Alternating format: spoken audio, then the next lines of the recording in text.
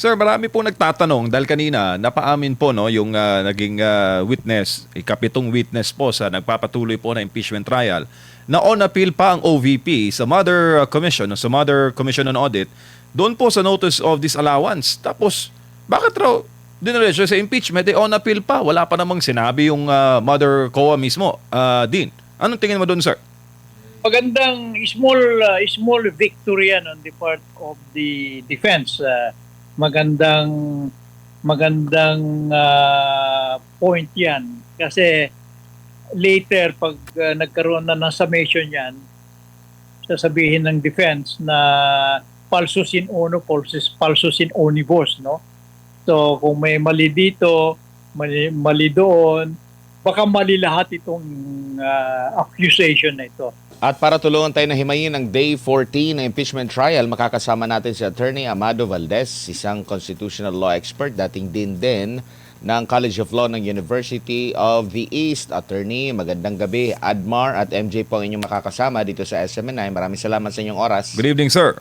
Magandang gabi sa inyong dalawa, MJ, Admar. Opo. Attorney, si Admar po ito. Dito po sa Day 14 ng impeachment trial kay Vice President Sara Duterte, naging malinaw po ba, lalo na po sa pagpepresenta ng prosekusyon, pagtatanong ng prosekusyon, doon sa witness po, na merong nagawang mali na maituturing na impeachable offense ang Vice President po, Attorney? Well, premature pa sigurong sabihin yan, Admar ba? Admar? Opo, Attorney. Yes, sir. Premature kasi kung sa maliwanag na presentation, maliwanag naman yung presentation. Pero kung whether they were able to establish yung guilt, depende yan sa ebidensya rin na lalabas on the part of the defense. At saka depende sa evaluation ng mga judges, kaya still premature. Ang importante siguro dito ay naintindihan nating lahat kung ano ang ginagawa nila.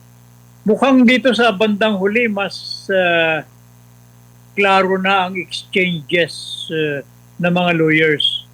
Doon sa earlier part, mas marami yung mga debate. Pero dito sa later part, mukhang mas mahinahon ng mga lawyers doon sa both sides, defense at saka prosecution. Opo. Attorney, aminado po ang witness kanina na si Del Campo na diretso na siya after niyang mag-audit, naglabas siya ng audit observation memorandum, tapos hindi na siya dumaan sa notice of suspension, diretso na siya sa notice of disallowance dahil nang malaman niya na meron na daw paglilipat ng pondo na nakita daw niya na illegal, improper at violation daw sa Joint Memorandum Circular number 15, hindi na siya dumaan sa notice of suspension. Inamin po niya at diretso na sa notice of disallowance. Ito po ba'y maituturing na parte ng due process? Pwede bang lumaktaw dito? Kasi inamin niya na hindi na pinaliwanag at binigyan na agad ng 6 na buwan para umapila rito. In fact, hanggang sa kasalukuyan saklaw pa ng 6 na buwan ngayon. So kumbaga wala pa talaga silang pinal na observation or report or rekomendasyon ukol nga po dito sa confidential fund po ng pangalawang Pangulo. Well, judgment call kasi ng mga auditors yan eh. Kung ano man ang pagkukulang nila, it will be an administrative offense.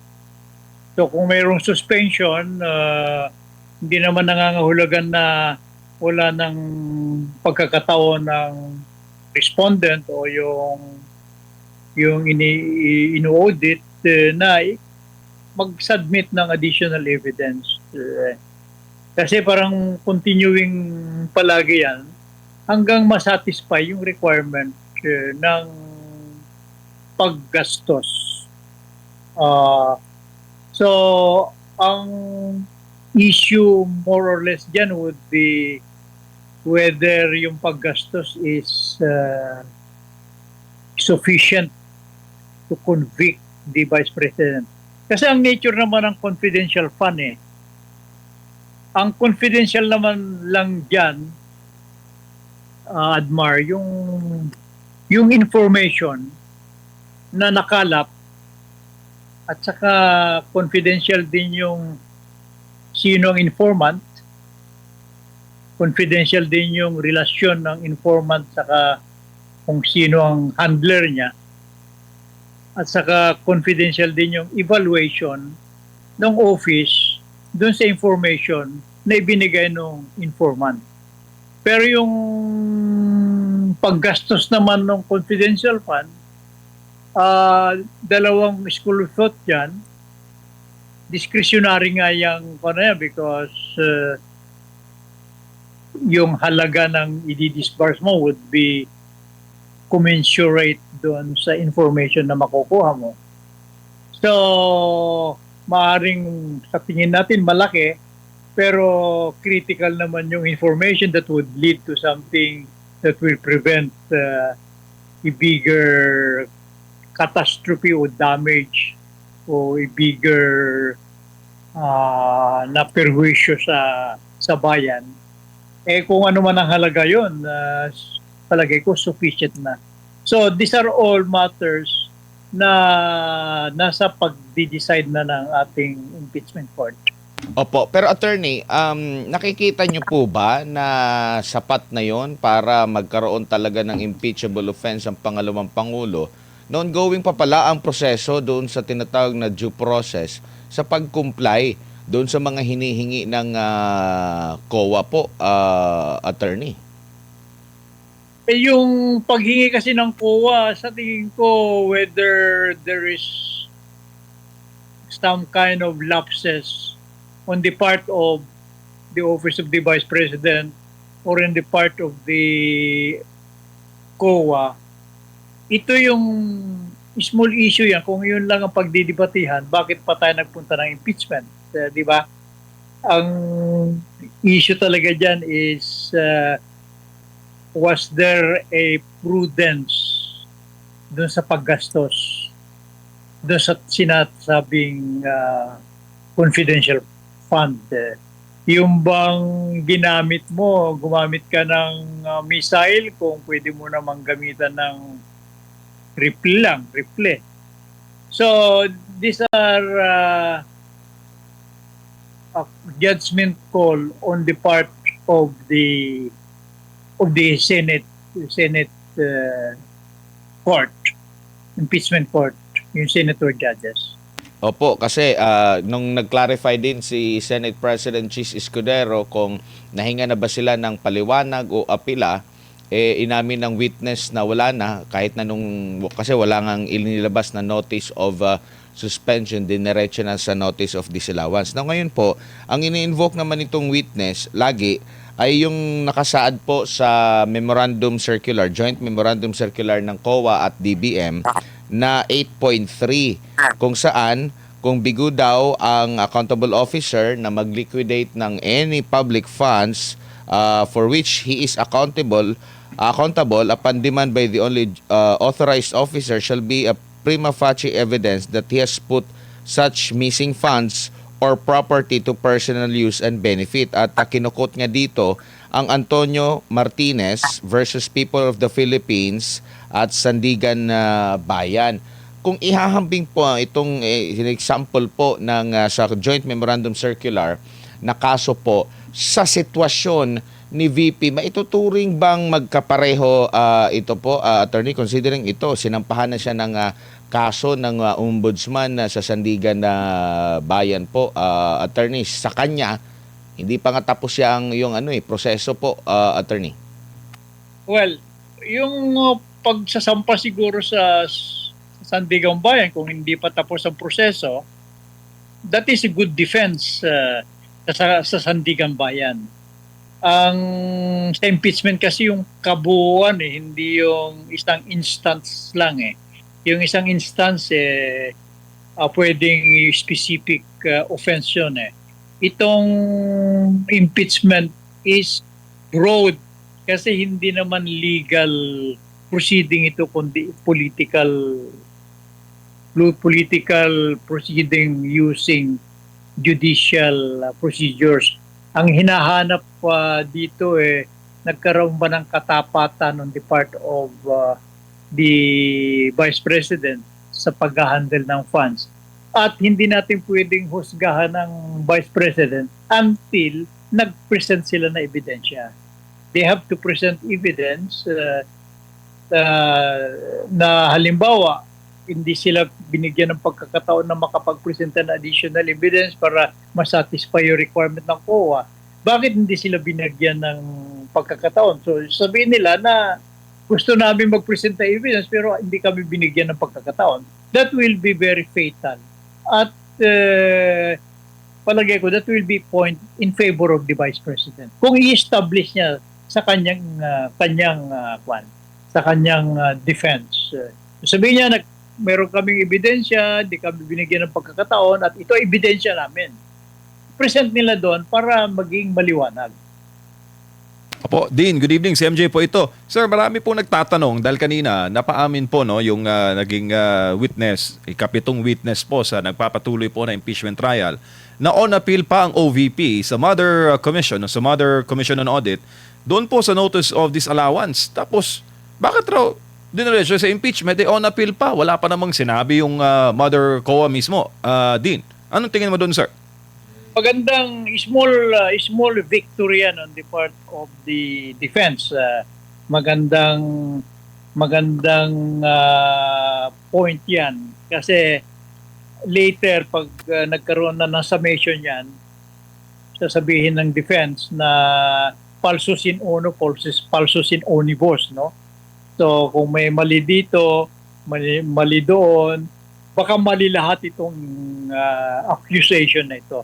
Yun a matter of defense. Maganda na nakuha nila yan, but alam mo, pag depensa ka, you gather small victories, but you won these battles, pero ang pinag-uusapan dyan, will you win the war? Opo, at saka sir, no, day 14 ngayon, yung day 13 last week, sa questioning po ni Senator Judge Ping Lacson, doon kay Attorney Wamil, tinanong niya kung meron bang sapat na security clearance itong si Wamil, dating COA ICFAO State Auditor, to audit yung information dahil nga confidential intelligence funds yung kanyang sinusuri. Ang ginagawa raw po kasi, hanggang papel lang, paper audit lang, no access to information with security clearance doon po sa dynamics ng pinagamitan ng pondo. Anong tingin mo doon, sir? Kasi naulit po yung istorya sa litaw nitong bagong COA ICFAO na pumalit kay Wamil ngayong araw na audit, paper audit lang ang ginawa. Walang access po, walang security clearance doon po sa impormasyon to appreciate much more doon po sa intel or confidential information na pinagamitan po ng pondo. Dean? Dalawang mukha yung sinasabi mo, MJ. Opo. Tama si Senator Lacson na kung wala siyang security clearance, he cannot go deeper dahil wala siyang security clearance. At saka yung sinasabi ko kanina, that is really the very nature of confidential. Protektado yung information yun, sir. So, kung wala siyang security clearance, he cannot go into that piece of information received as a result of the use of the funds.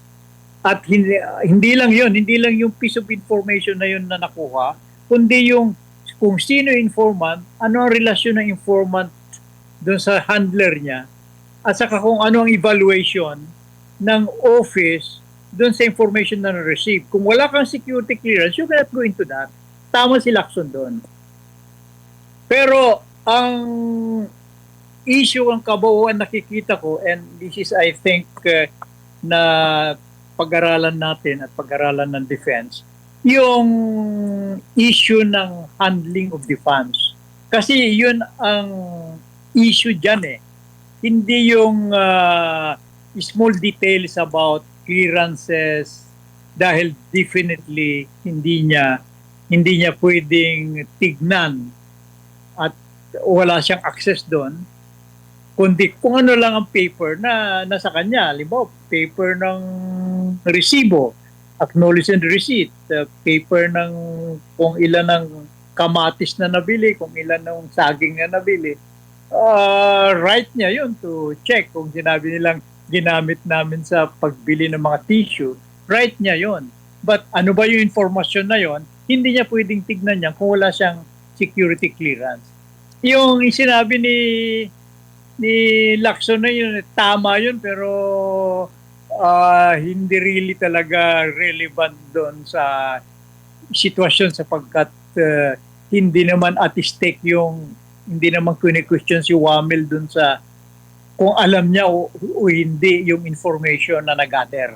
So kailangan yung pag-aralan ng gusto ang diskarte ng defense. Kasi kung magkukonsentrate sila doon sa small things na yon, baka mawala doon baka they will just win the battle but not the war.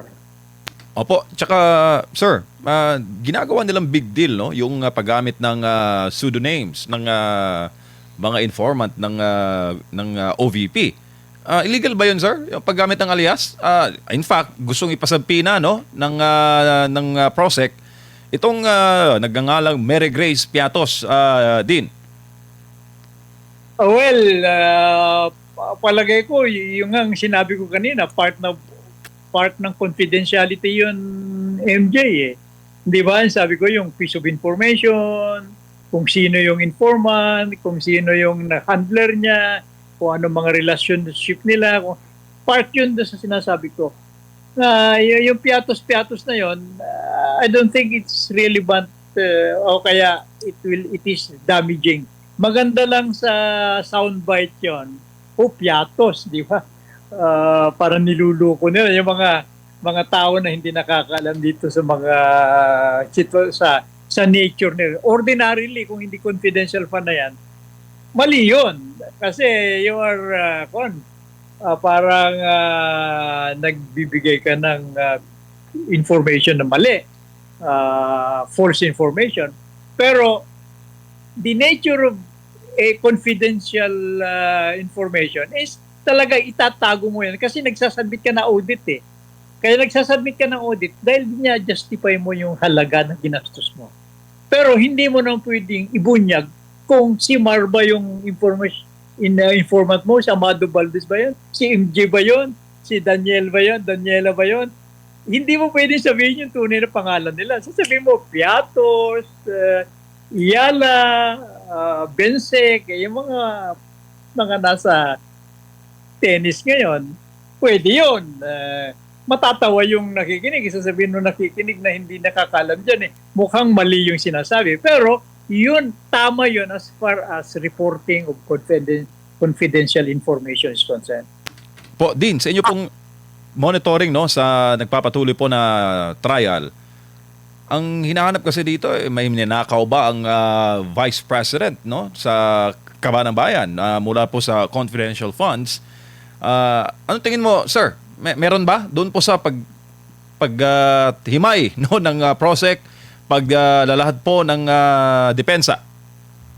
Hindi ko nasundan lahat yun, sir. Hindi ko nasundan lahat dahil tinignan ko lang yung mga critical points eh. Kaya sinasabi ko na tama ba na kulikutin ng impeachment court yung detalye ng mga informant eh. Hindi dapat. Kasi nga, yun ang nature ng confidential fund. Pwede lang gawin yun kung meron silang clearance, di ba? Yung sinasabi ni Lacson, clearance. Pero yung halaga sa akin, immaterial eh. Kung anong kailangan mong gastusin para magtagumpay yung mission mo, gastusin mo. Ando doon lang yung makikita mo kung balansyado ba ang paggamit mo. Kung may konting excess, may mga allowances naman konting excess kasi hindi mo naman siguro pwedeng i-report yung nakasakay ka sa sasakyan pero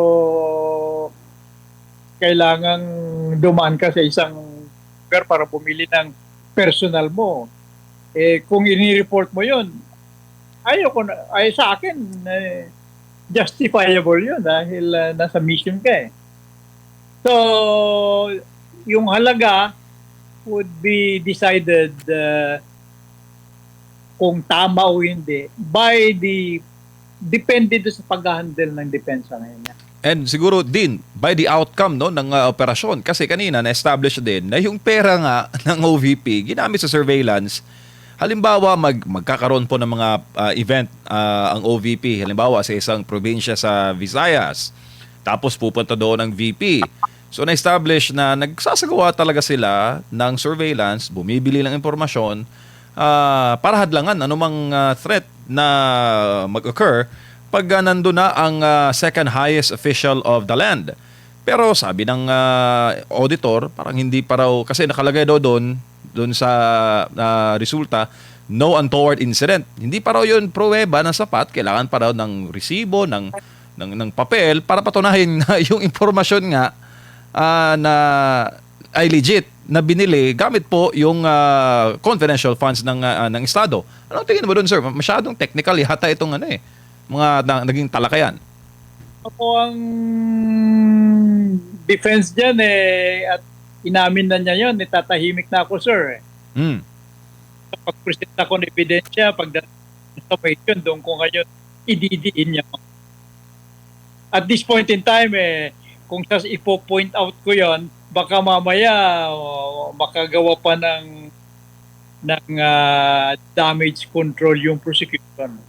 Yung bang, ang style mo dyan kasi dyan sa trial, sir. Lawyer ka, di ba, MJ, o no? Hindi sir. Ako po'y ordinaryong mamamayan lamang po. Hindi, maski lawyer, ordinary mamamayan tayo lahat. Sabihin, ang trial lawyer, kailangan poker face yan. Pag naglalaro ka ng poker, hindi mo pinapakita na malakas ang kamay. So, yung mga ganon, hindi na ako kikibo eh. Yari ka dyan, sasabihin ko. Pero, well, anyway, wala lang naman tayo. Meron tayo, kaya siguro may karapatan tayong mag-speculate. Pero, good point na ng defense yan, lalo na kung may mga evidence. So, tama ka doon na yun dapat na thought process nila. Pero kung ako yun, sa trial, hindi ko na ipo-point out yun. Pag inamin na niya. At yung iba namang strategy ng defense, so far maganda. Attorney, maraming salamat po sa inyong oras at panahon ngayong gabi. Sa ulitin po, ingat po kayo. Thank you, Dean. Thank you, sir. Salamat, MJ, Mar. Magandang gabi po sa inyo. Maraming salamat sa Attorney Amado Valdez, isang constitutional law expert at dating Dean ng University of the East College of Law. Mga kapartners,